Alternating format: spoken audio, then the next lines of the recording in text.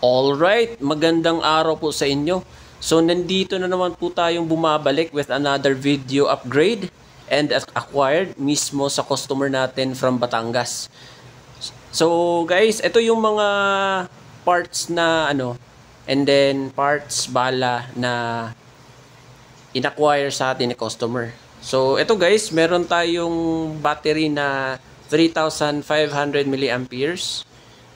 250 60N crystal gel bolts, B3 charger for 11.1 volt battery and 7.4 battery, M95 spring, 11.1 high torque motor. So yung motor natin guys is 460 long shaft high torque motor sa dati. So dinala ko to sa machine shop, tapos pinaputol ko, dinala ko yung stock. Sinabihan ko yung tirador ng machine shop na, boss, gayahin mo lang tong stock, tapos gayahin mo lang yung baba niya para ma-fit siya, para diretso na siya, plug and play na po. So ito yung whole unit natin guys, so abang-abang lang po kayo sa video. So short video lang po tayo guys ha, para para hindi mataas yung video kasi minor upgrades lang naman to, dito full upgrade. So guys, magte-test din tayo ng chrono, yung stock versus yung upgraded one. So, abang lang po kayo. Alright, so start na po tayo. Intro please!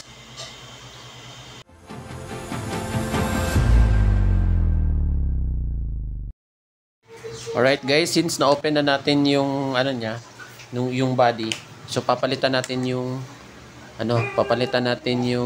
spring niya. Madali ang video lang to guys. So syempre kailangan nyo ng flat screw para matanggal, tapos papalitan ito ng M95. Yan, so set aside muna natin to kasi i-open pa natin to para ilagay yung green o-ring. Alright, so fast forward ko na lang kayo guys ha. So alright guys, nakabalik na tayo. So ito yung internals niya. This is version 2 na ARP9. So metal gears na siya. Tapos naka metal ladder na din. So ito nalagay ko na yung green o-ring para at least diretso na siya. So ito, sinabi ko kay customer na wag na munang palitan yung mga stock na parts kasi very durable naman to siya. Dito agad-agad na masisira. As long as na yung spring nyo is very safe, M95, that's the safest spring po sa lahat ng spring. If you have an average po na 11.1 volt battery, a combination of M95 then stock, ma-enjoy nyo na po yung unit nyo nyan.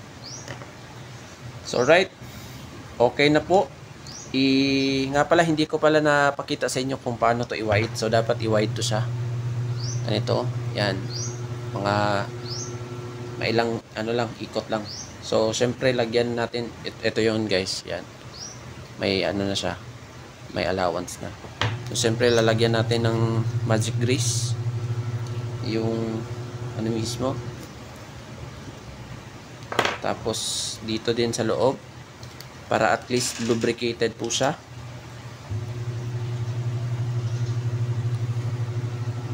So yung ported cylinder ng ARP9 is I think 70% na yata to.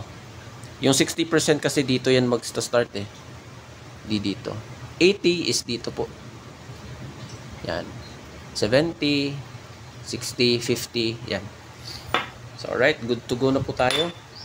Lalagyan na lang natin ulit yung mismong ladder. So hindi na natin to i-maintenance guys kasi bagong unit to. Tsaka lubricated na yung mga gears nya. Ito, kita nyo yung mga white na grease na yan. Right, syempre pasok natin. Air compression check.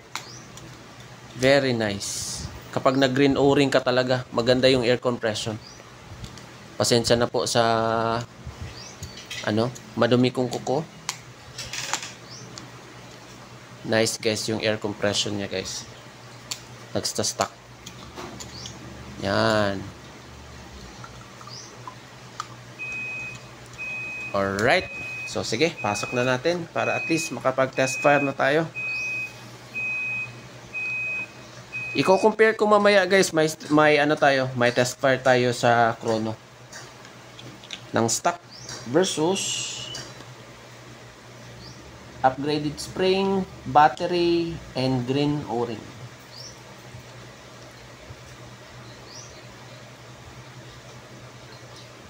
Boss LA, alam ko, excited ka na. Ako din, excited na din ako sa result. So, alright. Salpak na natin. Goods na. Right, check natin ang mga ano guys, mga other internals kung may kulang pa ba or goods na. Right, so far so good. Check do yung ngipin. Okay na. Right, salpak. Salpak na guys. Wait, pipictureat ko muna kasi para may ano tayo. May proof tayo na nagsalpak tayo ng ano. Yun. Alright. Sige. Let's go for the upgrade. So start na tayo ngayon. Actually, we are already starting. Paano na lang pala. Salpak na para sa test fire. Right. Cut ko muna guys ha. Madalian. Alright po. Na-install na po natin yung mismong green O-ring. So, i-install na po natin yung M95 para goods na po. So, ito yung stock niya versus M95. So, malayo talaga guys. Ito, maganda yung sipa nito compared dito. Yan. Ito guys, lagay na natin. So yung sa pag-install nito, dahan-dahan lang po. Alalay lang po with force. Yan, para di po kayo para di po kayo mabalikan ng spring. Yun, goods na po. Salpak na. Good to go na. Alright, so assemble muna natin. So ito po, matapos ko na pong na-install yung unit, yung body niya, is lalagyan na natin siya ng bagong motor. So ito yung stock, ito yung bago. So guys, para at least compatible yung shaft ng ano niya, yung pinion gears, is yung pinion gear ng stock is ililipat nyo lang dito sa sa bagong motor nyo. Saka itong itim din. Yan. Tapos wag nyo na lang lagyan ng ng lock kasi para at least may play siya sa loob. Hindi siya magsi-stick ng isang isang posisyon. Para hindi masira yung gears nyo. Yan yung mga yan kahit bibili kayo ng bagong unit, makikita nyo guys na walang lock yung pinion gear nila. So, yun yung gagawin natin. Tapos, alright, sige install na po natin. Tapos, abang na lang po kayo sa test file. Right guys, tapos na natin ikabit yung yung motor. Tapos, assemble na lang po natin para maka test file na po tayo agad-agad. Kasi, po, na-excite na po si customer na makita yung unit niya before and after. Sige po. Alright, chrono test po tayo. So ito po yung stock niya. Firing, single shot. 152, 146, 164. Yan po yung mga average na tira po ng ARP9. So hello po, magandang araw po sa inyo. So guys, ito na yung unit mo na ARP9 version 2. Slight upgrade lang siya. Upgraded na yung O-ring niya, 11.1 battery, 11.1 na high torque motor, M95 spring. So syempre test fire natin siya sa labas. Prime muna. Yun, goods na. So guys, yan ititira natin siya sa ano, yung yellow na dahon ng saging. Yan. So right. Test fire, single shot.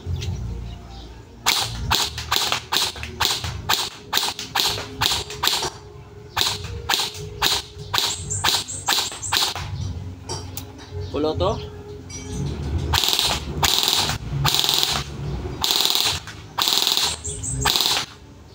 May sipa na siya guys. So tara, test fire natin siya sa ano, chrono. Alright, chrono test. Upgraded. Single shot.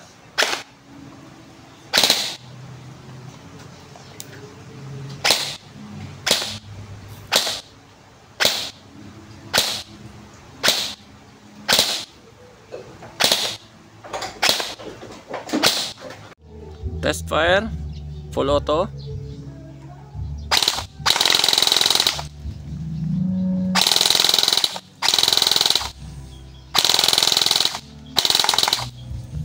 Yay!